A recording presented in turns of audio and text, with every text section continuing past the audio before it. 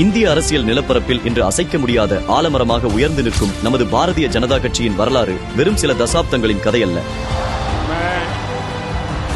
नरेंद्र दामोदर दास मोदी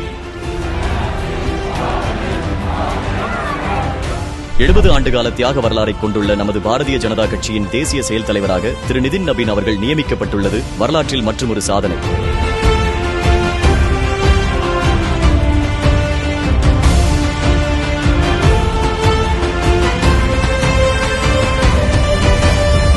யார் இந்த நிதின் நபீன்? பீகார் மாநிலத்தில் அதிக அனுபவம் கொண்டுள்ள இளம் தலைவர் யார் என கேட்டால் மக்களின் கை நேராக நிதின் நபீன் அவர்கள் பக்கம் திரும்பும். 1980 ஆண்டு பாட்னாவில் பிறந்த நிதின் நபீன் அவர்களின் இளமைக்கால அரசியல் பயணம் RSS மாணவர் அமைப்பான அகில பாரதிய வித்யார்த்தி பரிஷத்தில் தொடங்கி பாரதிய ஜனதா கட்சியின் இளைஞர் பிரிவு, தேசிய பொதுச் செயலாளர் உள்ளிட்ட முக்கிய பொறுப்புகளை கடந்து தற்போது தேசிய செயல் தலைவர் என்ற உச்சத்தில் உள்ளது. கட்சியின் அடித்தள அமைப்பை வலுப்படுத்துவதில் முக்கிய பங்காளராக அறியப்படும் திரு நபீன் அவர்களை களப்பணி மற்றும் அமைப்பு ரீதியான அனுபவத்தில் சிறந்தவர் என நமது பிரதமர் திரு நரேந்திர மோடி அவர்களே பாராட்டியுள்ளார். இப்பேற்பட்ட திறமைகளை கொண்ட திரு நிதின் நபீன் அவர்கள் 2006 முதல் 2025 வரை 5 முறை சட்டமன்ற உறுப்பினர், 2020 சட்டமன்ற தேர்தலில் நடிகரும் அரசியல்வாதியுமான சத்ருகன் சின்ஹாவின் மகனை தோற்கடித்தது, தற்போது மாநில அமைச்சராக செவ்வனே செயலாற்றுவது என பீகார் மாநில அரசியலில் ஆழமான முத்திரையை பதித்துள்ளார்.